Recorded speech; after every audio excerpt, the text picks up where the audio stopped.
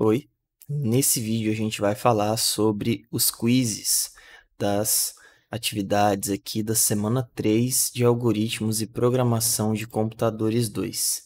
Para você que está assistindo do YouTube e quer ter acesso ao material completo que trata aqui dessa semana de recursão e também das outras disciplinas, basta você acessar o link que está logo abaixo aqui do vídeo e ter acesso ao nosso conteúdo exclusivo para o eixo de computação. Então, vamos às questões. A primeira pede para a gente considerar o seguinte programa em Python e assinalar a alternativa correta. Esse programa é o que você está vendo aqui, que determina como essa função f1 aqui vai ser executada. Perceba que ela é uma função recursiva, e a gente sabe que ela é recursiva por causa das características dela aqui. Então você vê, ó, que tem f1 aqui passando n-1, sendo que f1 é o próprio nome da função. Então, se a função chama a si mesma, ela é uma função recursiva. A gente também tem a definição aqui de um caso base que define quando a recursão vai parar. Portanto, claramente é uma função recursiva. A única questão é que essa definição do caso base ela está um pouco diferente. E esse detalhe de diferença, na verdade, faz toda a diferença aqui em relação a como a função vai executar. Então, o que acontece? Você percebe que ela é uma função que para um dado n, né, um valor aí numérico, se o n for maior ou igual que 1, você vai retornar 1. O que aconteceu? Foi definida assim, mas o que faria mais sentido é ela ser menor ou igual que 1. Aí sim a gente retorna 1. Aí faria mais sentido para os casos de recursão. De qualquer forma, não foi isso que foi definido aqui. Definiram realmente com maior ou igual que 1. Então, para valores maiores que 1 é que ela vai retornar 1. E isso, na verdade, faz com que a gente sempre, então, retorne 1, porque a gente entende que os valores que vão ser digitados aí, a menos que eles sejam de 0 para baixo, ou seja, 0, menos 1 e assim por diante, eles vão realmente ser valores aí que não vão cair nesse if. Então, do 1, 2, 3 para cima, tudo vai cair nesse return 1. E aí que esse caso base fica meio estranho. Então, o que vai acontecer? A gente vai chamar aqui, como está no print, f1 passando o valor 4. Então, fica f1 com valor 4. E aí, o que acontece? A gente vai retornar com essa passagem, f1 com esse valor 4 vai entrar aqui, ó, porque 4 é maior ou igual que 1, então eu entro no if e retorno 1. Por isso que o programa irá retornar 1. Tá? Então aqui não acontece recursão, tá? Por causa de como a função foi definida. Ela é recursiva, mas essa recursão só seria vista aí para valores abaixo de 1. Então 0 e assim por diante, e ainda assim ela estaria com problema, porque se eu colocar aqui, ó, f1 de 0, né? Se eu colocar f1 de 0, o que vai acontecer? 0 aqui no n, 0 não é maior ou igual que 1, então cai nesse return aqui, então vou retornar 0 vezes f1 de n menos 1, que é 0 menos 1, então fica f1 de 0 menos 1 menos 1. Então fica aqui n sendo igual a menos 1, e menos 1 é menos 1 é maior ou igual que 1? Não é, né? É menor.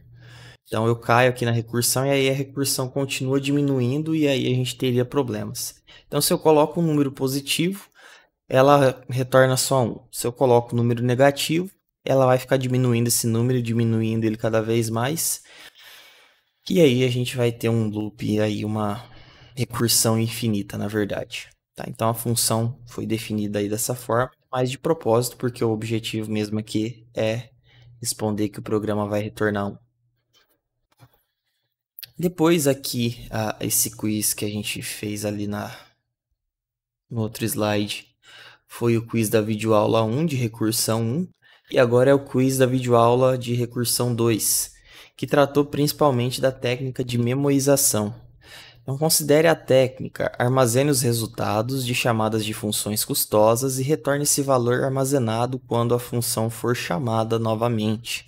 Qual o nome dessa técnica? Claro, a gente não está falando de herança, nem de recursão propriamente dita, mas sim uma técnica que a gente usa para funções aí custosas. Então, não é a recursão necessariamente propriamente dita, e nem a sobrecarga de métodos, operadores ou coisas do tipo.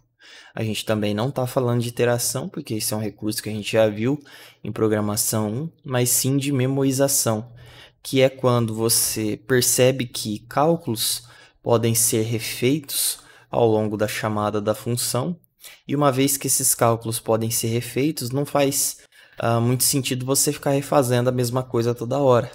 Então, uma vez que o cálculo é feito e você pode aproveitar o resultado desse cálculo, você, digamos, memoriza esses valores em alguma forma ali de dicionário, alguma estrutura de dados para armazenar esses cálculos já realizados.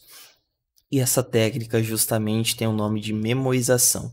Assim você evita bastante ficar calculando coisas repetidamente, né? O que geraria aí um custo computacional desnecessário. Portanto, alternativa A, memorização. E depois a gente tem o quiz objeto educacional, que fala da questão de funções recursivas novamente.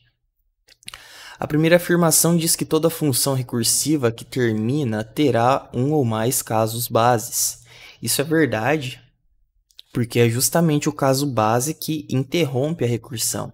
Você tem que pensar na recursão como você pegando um valor lá na frente na sua sequência de números que representam ali uma sequência de números ao qual a sua função recursiva representa, e você vai pegar um número lá na frente. Quando você faz as chamadas recursivas, elas vão trazendo esse número para trás. Não o número em si, mas as chamadas recursivas elas vão voltando na sequência. E vai voltando, voltando, voltando, até que você chega nos números iniciais ou do número inicial da sequência. E quem determina esses números iniciais são justamente os casos base ou o caso base.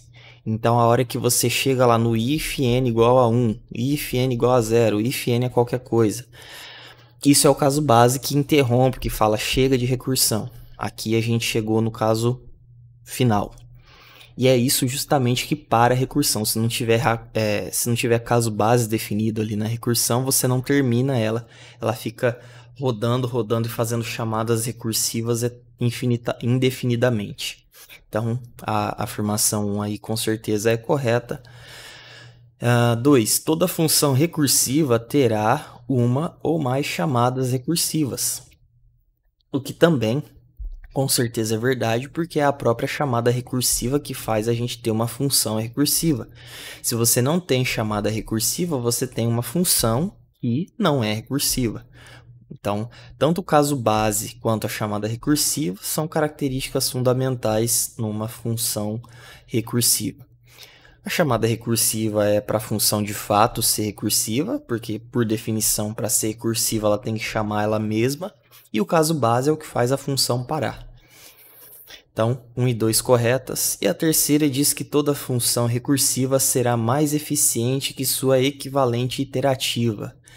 A terceira é incorreta porque, geralmente, a gente espera justamente o contrário. Não é uma regra, não é em todo caso, mas a gente tem que, geralmente, mais uma vez, a função recursiva, justamente por conta das várias chamadas recursivas e todo o processo que tem de ficar fazendo essas chamadas recursivas na pilha de execução e tudo mais, né? Tem uns detalhes técnicos para isso. Isso gera uma sobrecarga na hora que o programa está executando. Então, por isso a função recursiva tende a ser menos, não mais, eficiente que a sua equivalente iterativa. Portanto, a terceira afirmação aí está incorreta. Ficamos então com apenas 1 e 2 como corretas. Com isso, a gente finaliza aqui a resolução dos quizzes da semana 3 de algoritmos. Mais uma vez, se você não é nosso apoiador classe A e quer ter acesso a esse conteúdo completo e exclusivo na nossa plataforma, basta acessar o link que está na descrição do vídeo e ter acesso ao nosso material completo, não só dessa semana, mas de outras semanas, também de todas as outras 2 disciplinas do eixo de computação desse bimestre. É isso então e até mais.